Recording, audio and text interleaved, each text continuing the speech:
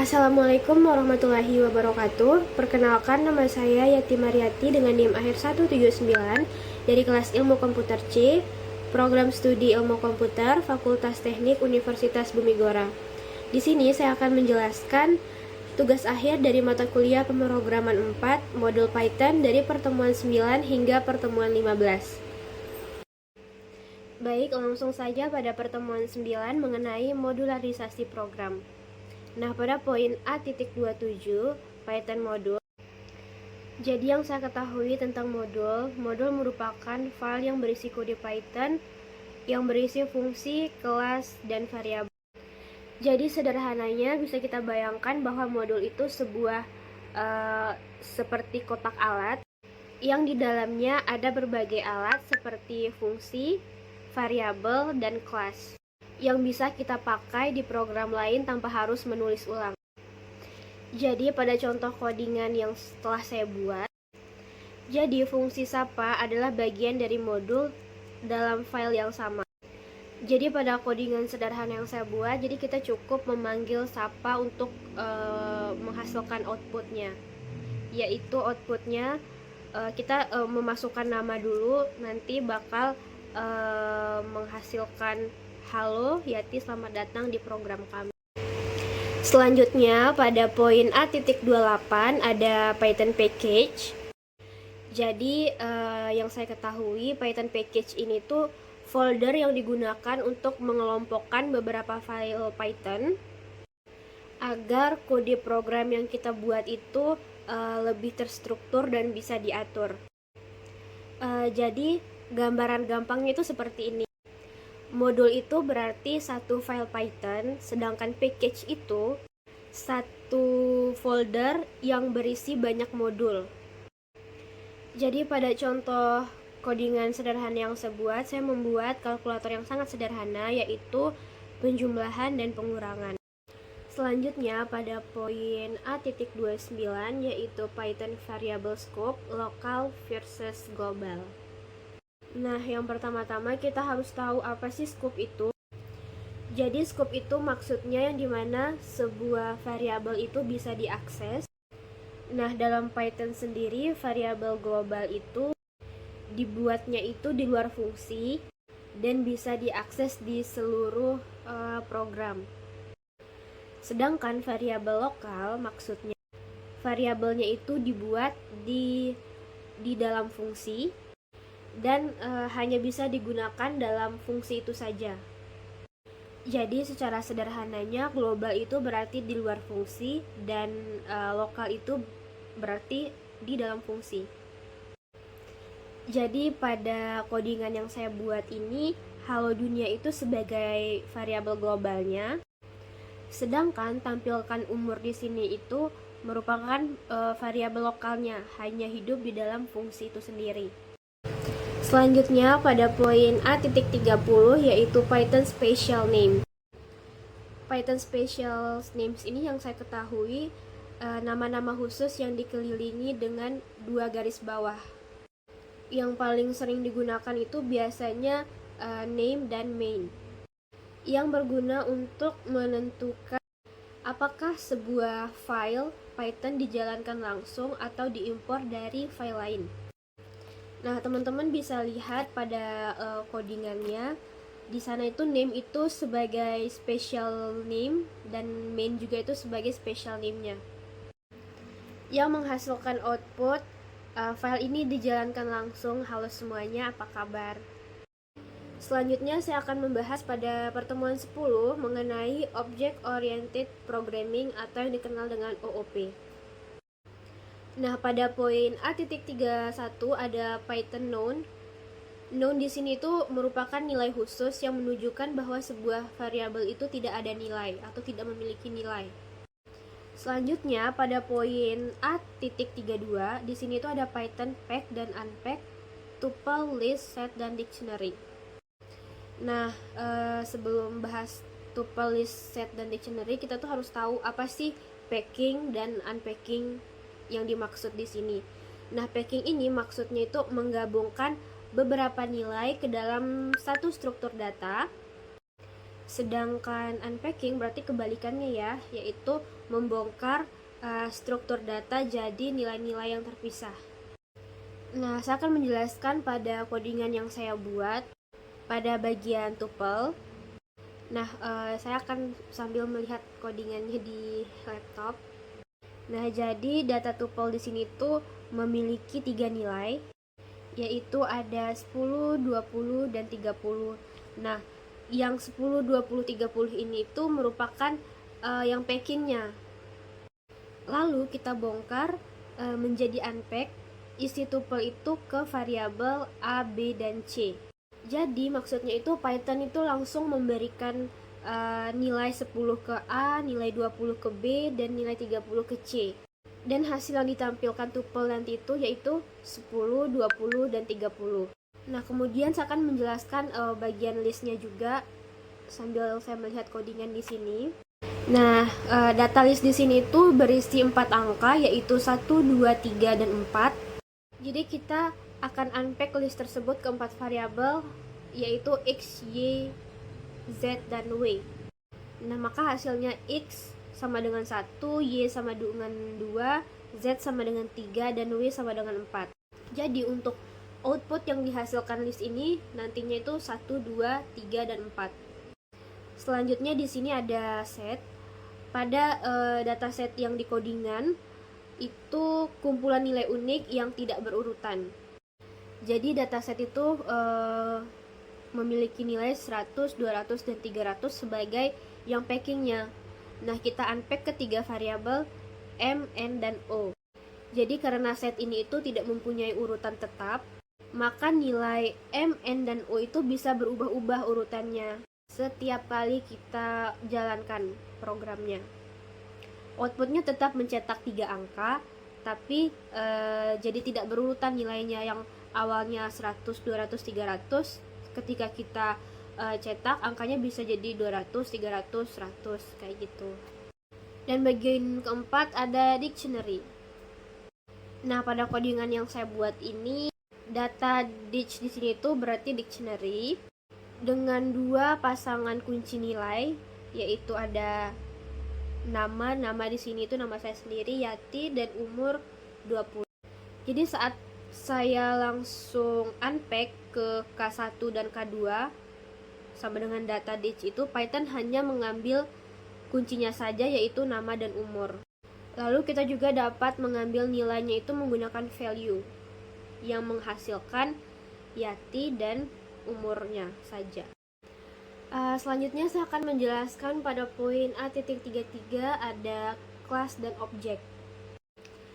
Kelas di dalam Python itu maksudnya itu template atau cetakan yang isinya itu berupa atribut atau data dan metode atau fungsi.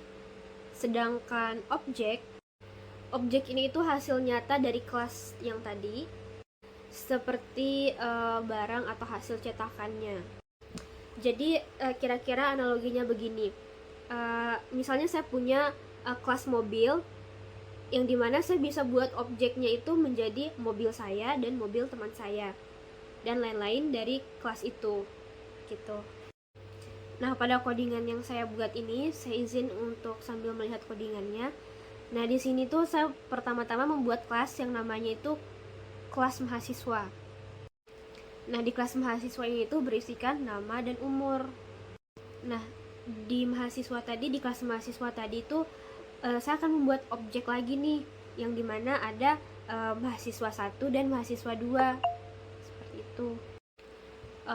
Mahasiswa 1 Yati dengan umur 20, terus mahasiswa 2 bernama Budi dengan umur 21.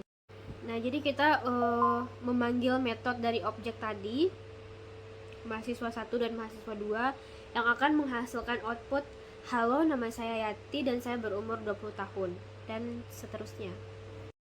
Nah, kemudian pada poin A.34 di sini itu ada instance method. Instance method ini itu fungsi metode yang dibuat di dalam sebuah kelas dan bisa dipanggil oleh objek dari kelas itu. Saat dipanggil, metode ini tuh otomatis menerima self sebagai parameter pertama yang merujuk ke objek yang memanggil metode tersebut. Nah, untuk penjelasan codingannya, def sapa self itu adalah instance method karena yang pertama itu didefinisikan di dalam kelas, kedua punya self sebagai parameter pertama, dan ketiga bisa diakses pakai S1 Sapa yang melalui instance objeknya. Maka output yang dihasilkan itu halo, saya Yati. Selanjutnya pada poin A.35 ada konstruktor. Konstruktor ini tuh metode khusus dalam kelas yang secara otomatis dijalankan saat objek itu dibuat. Jadi init di dalam codingan ini itu sebagai konstruktornya dijalankan otomatis saat objek itu dibuat. Nah, untuk self nama dan self jurusan itu menyimpan data ke objek. Mahasiswa 1 menyimpan nama Yati. Metode info digunakan untuk menampilkan datanya. Nah, pada poin A.36 ada property visibility. Nah, secara sederhananya yang saya ketahui itu property visibility ini tuh siapa saja yang boleh mengakses atau mengubah atribut itu di dalam sebuah kelas. Nah, untuk di Python sendiri punya 3 tingkat visibilitas. Yang pertama itu ada public, yang kedua itu ada protected, yang ketiga itu ada private. Yang public itu maksudnya bisa diakses tuh dari mana saja, sedangkan yang protected dianjurkan hanya diakses dari dalam sebuah kelas atau subkelas, sedangkan yang private disembunyikan dari luar kelas atau name mangling. Nah, di contoh codingan itu yang menjadi public itu yaitu self nama, terus yang menjadi protected itu self umur, masih bisa diakses, tetapi secara sopan sebaiknya hanya diakses itu di dalam kelas atau subkelas. Dan yang private itu ada nilai, tidak bisa diakses langsung dari luar kelas. Jadi caranya untuk kita mengakses nilai kita itu harus pakai metode dulu untuk metode tampilkan data dari dalam kelas, seperti itu. Nah, jadi pada codingan yang saya berikan itu, yang public itu tidak ada garis bawahnya, sedangkan yang protected itu mempunyai 1 garis bawah, yang private itu mempunyai 2 garis bawah. Untuk fungsinya itu untuk membantu menjaga keamanan data di dalam objek dan mencegah akses sembarangan di luar kelas. Nah, pada poin A.37 di sini ada instance attribute dan class attribute. Yang dimana instance attribute ini maksudnya atribut yang dimiliki oleh setiap objek atau instance dan bisa berbeda-beda di setiap objek, dibuat dalam init menggunakan self. Sedangkan class atribut yang dimiliki bersama oleh semua objek dari kelas tersebut. Nah, dibuatnya itu di luar init, sedangkan tadi kan instance atribut itu dibuatnya itu di dalam init. Kalau yang class atribut dibuatnya itu di luar init, langsung di dalam kelas. Untuk penjelasan pada codingannya itu, self nama itu sebagai instance atribut. Tiap mahasiswa itu kan punya nama yang berbeda. Kemudian kampus itu sebagai kelas atributnya. Semua mahasiswa berasal dari kampus yang sama. Kemudian jika kita ubah kampus di kelas, maka semua objek akan ikut berubah, kecuali jika diubah secara khusus di objeknya. Baik, lanjut pada pertemuan 11, yaitu OOP lanjutan. Pada poin A.38 ada kelas method. Kelas method adalah fungsi dalam kelas yang bekerja dalam kelas itu sendiri, bukan pada objeknya. Artinya kelas method itu bisa mengakses dan mengubah kelas atribut, bukan instance atributnya. Jadi untuk penjelasan pada codingannya itu, kampus itu sebagai kelas atributnya, ubah kampus itu adalah kelas metodenya karena diberi dekorator add class method. Fungsi itu mengakses kelas lalu mengubah atribut kampus. Hasilnya atau outputnya, semua objek dari mahasiswa akan tahu bahwa nama kampus sudah berubah. Pada poin A.39 ada static method. Static method yang saya ketahui itu metode dalam kelas yang tidak bergantung pada objek atau kelas, dan biasanya itu digunakan sebagai fungsi pembantu. Dibuat dengan add static method dan tidak memiliki parameter self atau class. Nah, penjelasan pada codingan itu, tambah itu sebagai static methodnya karena tidak memiliki self atau class. Bisa dipanggil langsung dari kelas tanpa harus bikin objek dulu. Jadi kita itu bisa langsung manggil bisa manggil langsung dari kelas tanpa kita membuat objek. Selanjutnya pada poin A.40 di sini tuh ada dekorator. Dekorator itu cara menambahkan perilaku tambahan pada fungsi tanpa mengubah isi fungsi itu sendiri. Dekorator itu digunakan biasanya itu pada hal-hal seperti logging, pengecekan, validasi, atau pembungkus umum. Nah, pada codingan itu ucapan dekorator itu sebagai dekoratornya, yaitu fungsi yang menerima fungsi lain dari function dan membungkusnya. Nah, fungsi sapa itu dekorasi dengan add ucapan dekorator, jadi bisa dipanggil saat akan mencetak sambutan, menjalankan isi sapa, terus menutup dengan ucapan terima kasih. Jadi kita itu nggak bisa mengubah isi asli fungsi sapa, tapi kita hanya bisa menambahkan di luar dengan dekorator itu. Kemudian pada poin A.41 ada class inheritance. Jadi class inheritance itu maksudnya itu pewarisan yang memungkinkan kita membuat kelas baru yang mewarisi atribut dan metode dari kelas lain, sehingga kode jadi lebih ringkas dan efisien. Nah, pada codingan yang saya buat, mahasiswa itu adalah sebagai kelas induknya atau parentsnya. Kemudian pada bagian mahasiswa aktif itu kelas anak atau child yang mewarisi semua yang ada pada mahasiswa atau pada parentsnya.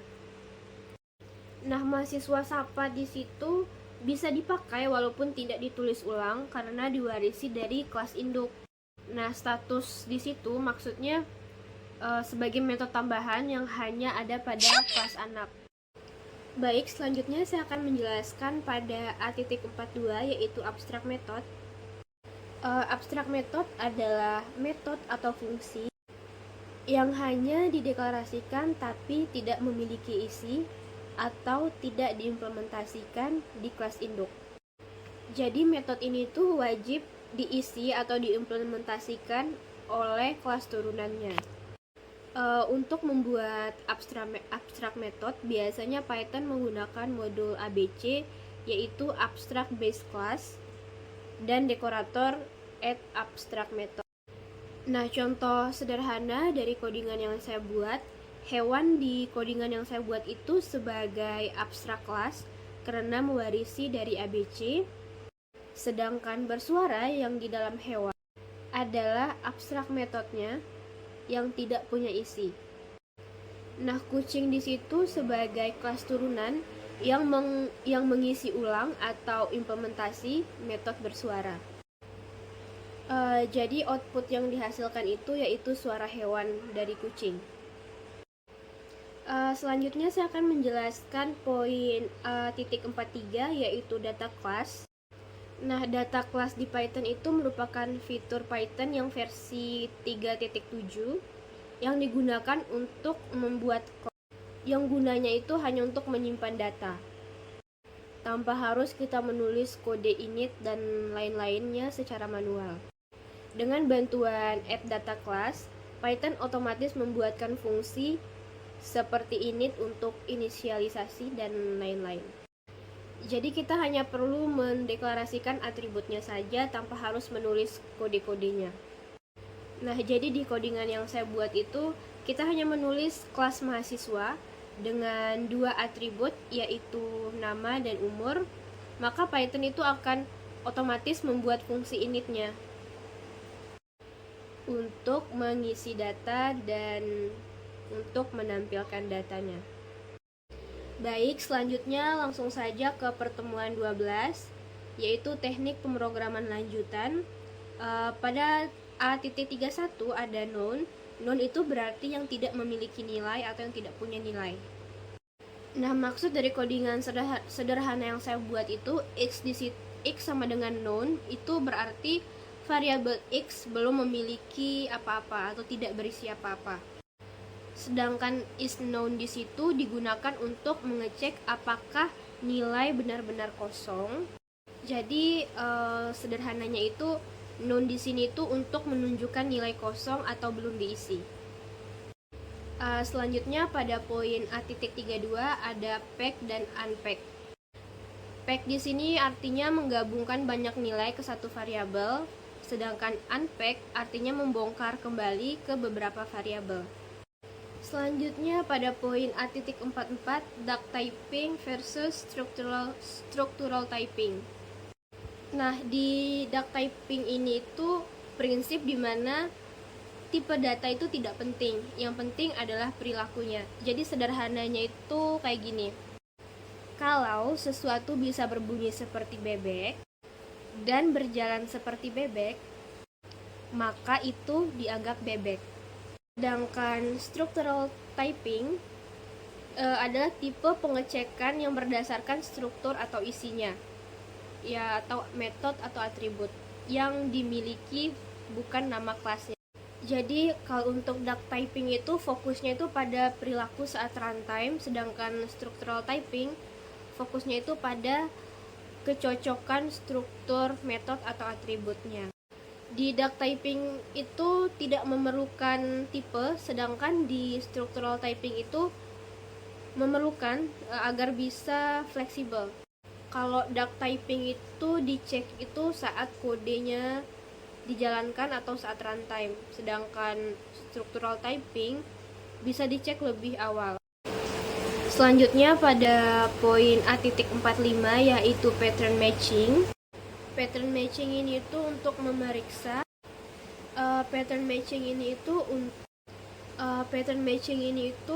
untuk memeriksa dan mencocokkan bentuk pola data dan mengeksekusi kode berdasarkan pola yang cocok. Fungsinya itu membuat kode menjadi lebih rapi dan lebih ekspresif. Nah, pada kode yang saya buat, match hari itu untuk mencocokkan nilai variabel hari. Case Senin itu cocokkan dengan string Senin. Case Sabtu dan Minggu cocokkan salah satu dari dua nilai. Nah, case yang strip bawah itu default jika tidak ada pola yang cocok. Selanjutnya pada pertemuan 13, materi mengenai exception dan debugging. Pada poin A.46 ada error dan exception. Nah, error di sini tuh maksudnya masalah yang sering terjadi ketika program itu sedang dijalankan dan membuat program itu berhenti atau crash. Sedangkan exception di sini itu jenis khusus error yang bisa ditangani agar sebuah program yang dijalankan itu tidak langsung berhenti. Contoh kodenya itu 10 dibagi 0 akan menghasilkan output yaitu tidak bisa dibagi dengan 0. Kemudian pada poin A.4 ada exception handling lengkap. Nah, exception handling ini cara Python untuk menangani kesalahan atau error saat sebuah program itu dijalankan agar program tidak langsung berhenti atau crash. Kemudian pada poin A.48 ada docstring. Docstring itu maksudnya documentation string, merupakan teks deskriptif yang ditulis di dalam fungsi, kelas, atau modul untuk menjelaskan apa yang dilakukan oleh bagian tersebut. Biasanya docstring ini tuh ditulis dalam tanda kutip 3 atau langsung setelah deklarasi fungsi atau kelas, bukan di luar. Nah, untuk kode yang saya buat pada tanda kutip 3, fungsi ini menampilkan sapaan itu sebagai docstringnya. Jadi kesimpulannya itu docstring itu untuk menjelaskan fungsi atau kelas secara ringkas. dan ditulis langsung di dalamnya menggunakan tanda kutip 3. Selanjutnya pada pertemuan 14 ada manipulasi file dan CLI. Pada poin A.49 ada file I/O. File I/O adalah proses membaca input dan menulis output ke file dalam program Python. Biasanya itu digunakan untuk menyimpan data dan juga bisa untuk membaca konfigurasi biasanya dan log aktivitas. Nah, di kode yang saya buat itu W itu sebagai write-nya, sedangkan R itu untuk mode baca atau read. Kemudian ada with open as file, itu cara aman untuk membuka file, otomatis tertutup setelah selesai. Terus ada file write, itu menulis teks ke file. Kemudian ada file read, itu membaca semua isi file. Kemudian pada poin A.50 ada CLI, arguments, and flags. Oh iya, saya lupa menjelaskan CLI itu maksudnya command line interface. Nah, jadi CLI arguments itu command line interface arguments adalah data yang dikirim ke program Python saat dijalankan lewat terminal. Kemudian flags adalah parameter khusus yang biasanya diawali dengan tanda strip 1 dan tanda strip 2, digunakan untuk mengatur perilaku program.